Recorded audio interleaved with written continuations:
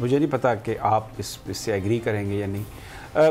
بہت ساری چیزیں آپ نے کہا ان کی قیمتیں زیادہ بڑھ گئی تھیں لیکن پھر بعد میں وہ قیمتیں ڈاؤن بھی ہوئیں.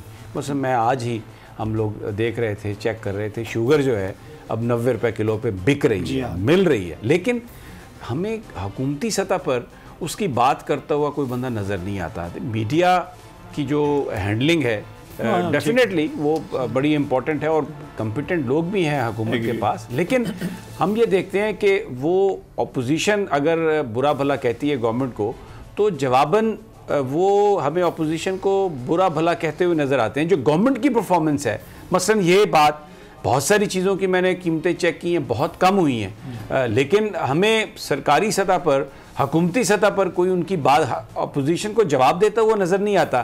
اس حوالے سے بھی کبھی پارٹی لیڈرشپ نے کبھی سوچا, غور کیا کہ جو ہماری پرفارمنس ہے اس کو ہائی لائٹ کرنا چاہیے, گالیاں بھلے نکالیں ساتھ. اور سمی صاحب ایک اور چیز بھی اس میں ایڈ کرنا چاہوں گی کہ ایک ہی ٹائم میں 3 وزراء مختلف بات کرتے ہیں. ایک کہتا ہے مہنگائی نہیں ہے, دوسرا کہتا ہے قابو پا لیا, تیسرا کہتا ہے کہ ہم کوئی لاہے عمل بنا رہے ہیں. تو آپ جب آپس میں وزراء میں اس حوالے سے کوئی انڈرسٹینڈنگ پالیسی کیا ہے تو پھر ڈیفینیٹلی سی بات ہے, لوگ تو یہ بات کریں گے, اپوزیشن کا فائدہ اٹھائے گی. بالکل جو آپ ٹھیک کہہ رہی ہیں, آئی ایگری ود یو. آپ نے صحیح کہا, سمیع صاحب نے جو بات کی ہے, ہم یقین کریں کہ جس ملک میں کبھی ڈیم پچھلے 40 سال سے نہیں بنے, یہی آ کے ہمیں بتانا چاہیے کہ یہ دیکھیں یہ وہ انویسٹمنٹ ہے جو ہمیں امیڈیٹ ریٹرنز نہیں دے گی.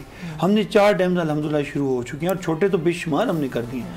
یہ چیزیں ہمیں بتانی بھی چاہیے, اور ہم آپ یہ بھی ٹھیک کہتے ہیں, ہمیں ایک پیج پہ ہو کے ایک یونیفارمٹی کے ساتھ بتانی چاہیے, جو انفارچونیٹلی ہم نہیں کر سکے. اور میں جنرلی فیل کرتا ہوں کہ دیکھیے جو اپوزیشن کچھ سے ہمیں زیادہ فوکس نہیں ہونا چاہیے, ہمیں اپنی پرفارمنس پہ فوکس ہونا چاہیے. میں جو ہمارے وزیر سمجھتے ہیں, میں سمجھتا ہوں ان کو زیادہ اپنی منسٹری کو سب بتائیں کہ یہ معاملات ہیں. لیکن میں ایک اور چیز ایڈ کروں گا.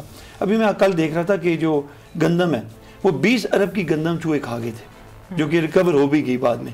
اب یہ دیکھیں نا, یہ کون سے لوگ ہیں.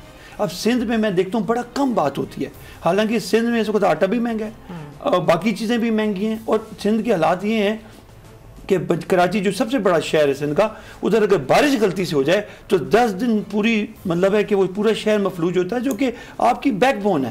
اس کے بارے میں بڑا کم سنتا ہوں ٹی وی پہ انفارچونیٹلی. اور اسی طرح دیکھیں ایک اور میں آپ کو بڑی انٹرسٹنگ بات بتاؤں. جب ہم آئے اور ہم نے یہ سارا معاملہ دیکھا تو ہوا کیا کہ ہم نے جب سٹاکس دیے تو انہوں نے کہا جی چینی کے اتنے سٹاکس پڑے ہیں, اتنے سٹاکس پڑے ہیں.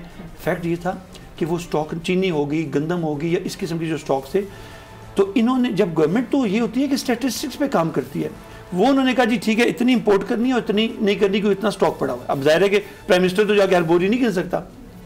پتہ یہ لگا جی کہ وہ سٹاک نہیں تھا, وہ آرٹیفیشل سٹاک تھا, جس کو بینک کو پلج کرنے کے لیے, بینک سے پیسے لینے کے لیے اپنے وہ شو کیا. دیکھیں نا, اس قدر اگر 40-50 سالوں میں اتنی ڈیٹیریشن جب ہوتی ہے تو نیا نظام کو ٹریک پر بھی چلانے کے لیے آپ کو ٹائم لگ جاتا ہے. اب 3 سال کا سوچیں عرصہ, ایک ملک جس میں 40 سال 50 سال لوٹ مچی ہو, جو ایک دوسرے کو گھسیٹتے ایک آپس میں بغل گیر ہو گئے ہیں, مطلب اس میں آپ کیا کہیں گے.